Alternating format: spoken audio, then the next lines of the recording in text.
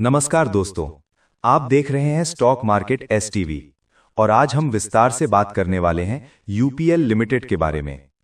Company का नाम UPL limited है और ये एक ग्लोबल एग्रोकेमिकल कंपनी है जो 140 से अधिक देशों में अपना बिजनेस करती है।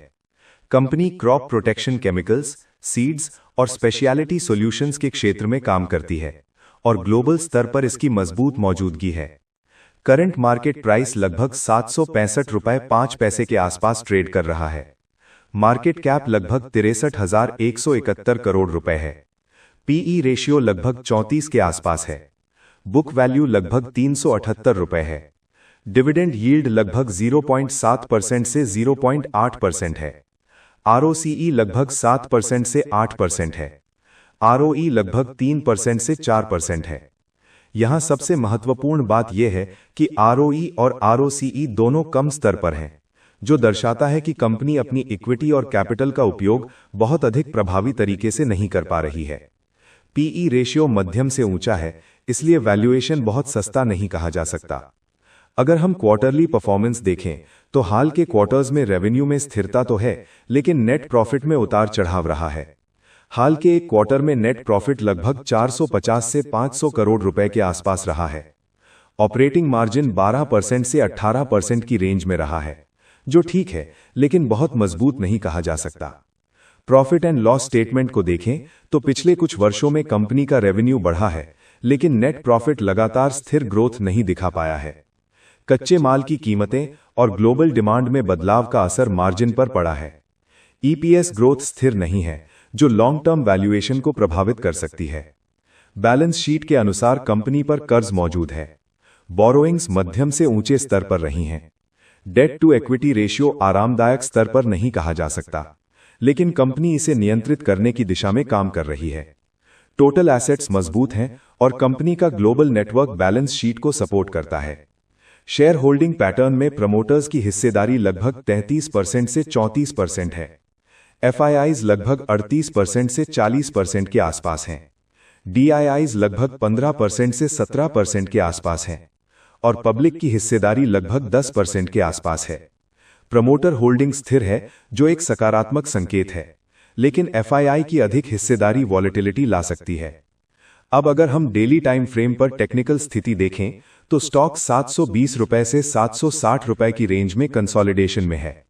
आरएसआई लगभग 50 से 60 के बीच है, जो न्यूट्रल से थोड़ा बुलिश संकेत देता है।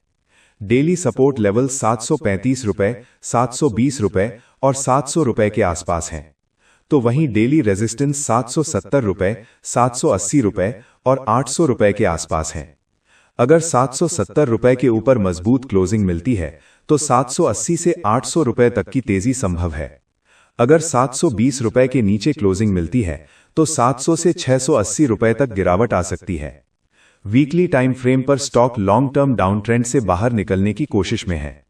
680 से 700 रुपए का जोन मजबूत सपोर्ट के रूप में काम कर चुका है। वीकली सपोर्ट 700 रुपए, 680 रुपए और 630 रुपए के आसपास है। वीकली रेजिस्टेंस 780 रुपए, 820 रुपए और 900 रुपए के आसपास है। अगर 780 से 800 रुपए के ऊपर वीकली ब्रेकआउट मिलता है तो long term trend reversal confirm हो सकता है। फिबोनाची लेवल के अनुसार हाल के स्विंग के आधार पर 0.382 लेवल लगभग 780 रुपए के आसपास है, 0.5 लेवल लगभग 820 रुपए के आसपास है और 0.618 लेवल लगभग 870 से 900 रुपए के आसपास है। नीचे की ओर 0.618 रिट्रेसमेंट लगभग 680 रुपए के आसपास मजबूत सपोर्ट देता है और 0.786 लेवल लगभग 630 से 640 रुपए के आसपास आता है। फंडामेंटली कंपनी बड़ी और स्थापित है, लेकिन रिटर्न रेशियो कम है और कर्ज मध्यम से ऊंचा है, इसलिए इसे एक एवरेज से मध्यम क्वालिटी का स्टॉक कहा जा सकता है, जो सुधार की स्थिति में बेहतर प्रदर्शन कर सकता है। टेक्निकली स्टॉक कंसोलिडेशन में है और 780 रुपए के ऊपर ब्रेकआउट महत्वपूर्ण होगा। 680 रुपए के नीचे कमजोरी बढ़ सकती है। जो निवेशक एंट्री लेना चाहते हैं वो 720 से 735 रुपए के आसपास चरणबद्ध एंट्री सोच सकते हैं।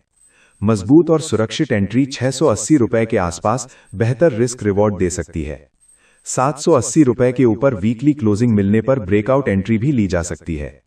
जो पहले से निवेशित हैं वो 700 रुपए के ऊपर होल्ड कर सकते हैं। 680 रुपए के नीचे वीकली क्लोजिंग आने पर रिस्क कम करना उचित हो सकता है। 820 से 900 रुपए के जोन में आंशिक प्रॉफिट बुकिंग की योजना बनाई जा सकती है। दोस्तों, इस वीडियो में दी गई सभी जानकारी केवल एजुकेशनल और रिसर्च पर्पस के लिए है। ये किसी भी प्रकार की निवेश सलाह, खरीदने या बेचने की सिफारिश नहीं है। शेयर बाजार में निवेश जोखिमों के अधीन होता है, इसीलिए किसी भी इन्वेस्टमेंट डिसीजन लेने से पहले अपनी खुद की रिसर्च करें और अपने वित्तीय सलाहकार से परामर्श अवश्य करें। अगर आपको ये डिटेल्ड एनालिसिस पसंद आया हो तो वीडियो को लाइक करें, अपने निवेशक दोस्तों के साथ शेयर करें, चैनल को सब्सक्राइब करें और बेल आइकॉन दबाएं और कमेंट में बताएं कि आप अगला एनालिसिस किस स्टॉक पर देखना चाहते हैं। मिलते हैं आपसे अगले वीडियो में, तब तक के लिए धन्यवाद।